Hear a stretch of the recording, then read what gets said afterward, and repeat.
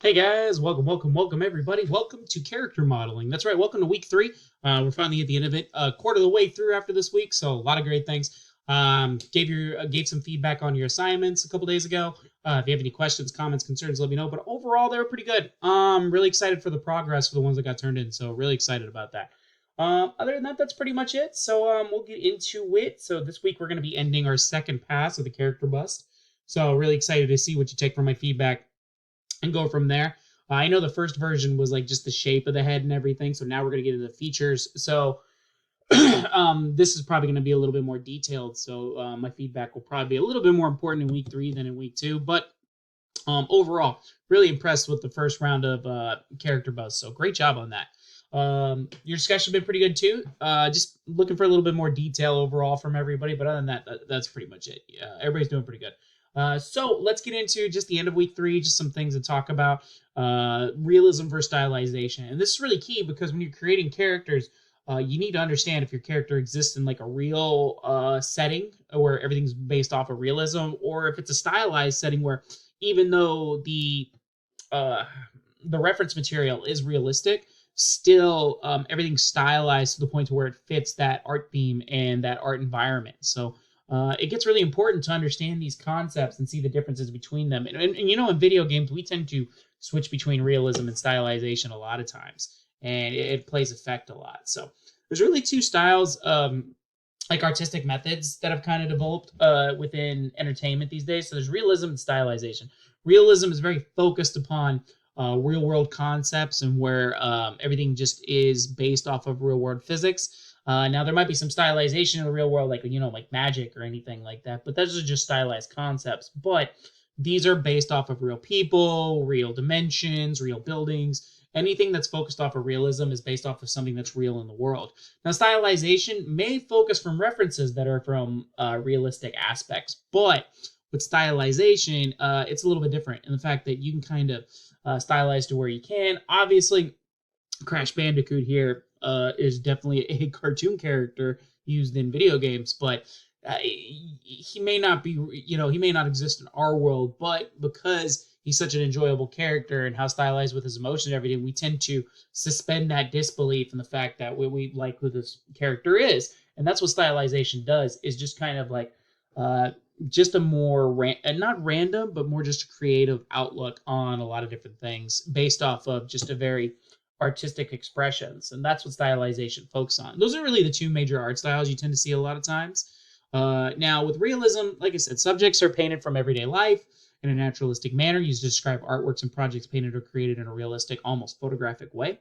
A lot of times we tend to try to make things too realistic where it just doesn't seem real. And that's where this kind of technique or the uncanny valley kind of plays into fact. And it's a theory based upon where we as artists try to reach realism but never really can, and we never really achieve it. And it's like we come so close, but it just drops down in that valley where it's just not real, and people can see that, right? People understand what something looks real, and so when it doesn't, they can pick it apart. And we've come so close a lot of times. However, humans tend to find mistakes in everything, and our sense of what a human looks like is just known from birth. So we have to keep in mind the fact that even though we come so close, it's never going to be fully real. And that's the big thing we have to keep in mind about that. Now, with stylization, even though I explained it a little bit in depth, this is just technically the decorative generalization of figures and objects by means of various conventional techniques. And this includes like the simplification of lines, forms, and relationships to space and color. Now, we do keep in mind that we have to bring decorative features into art while conforming to non conventional styles, and that's where stylization plays a part. And it's easier to accept since we know it's not as real or not possible. So, therefore, we have to combine exaggeration and simplification techniques to create something new, and it becomes the new normal over time. And that's really crucial. Yeah, we tend to use a lot of stylization, and you can have more freedom with it. It's not as bound to the rules as realism, but you do have to keep in mind that realism is the reference material for the sea. It's kind of like Madagascar right here with Alex and I can't remember Chris Rock's game or a character, the zebra, Marty. I think it was Marty. Yeah, it was Marty. And like obviously a lion and a zebra can't dance, talk, and stand on 2 feet, but they do it. But we suspend that disbelief, and thanks to stylization, we kind of let it go. And that's why cartoons are very powerful with that. So that's why we know it's not real already, so we can just let it go and enjoy the story after a while. That's where stylization really works with. All right. Other than that, that's pretty much it. Do keep in mind you have a discussion. It's due tonight. I'm replying to your posts as we speak. So really good feedback so far. I like this discussion post. This is a good discussion post. Talk about like features, and it really kind of plays a part into things to where we have to keep an eye on.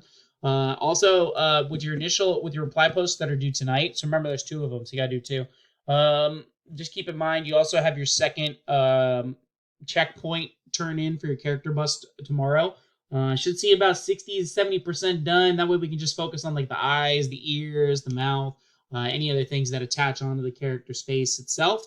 That would be great. And that's pretty much it. So just your discussion due tonight, and then your project assignment due tomorrow. And then we get into week 4. Week 4 is going to be a little bit of a busy week, so just get ready for that. Not only are we just ending the character bust, but we're also starting the body itself.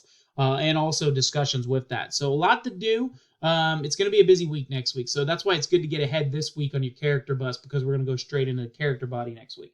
But don't worry about that. You don't have to finish the character body in 1 week. It's going to be a 3-week pass as well. So, it's going to take 3 weeks. So there will be multiple passes. Other than that, that's pretty much it. Enjoy your weekend. Be safe. Have fun. And I'll see everybody later. Have a good one, everybody. Bye.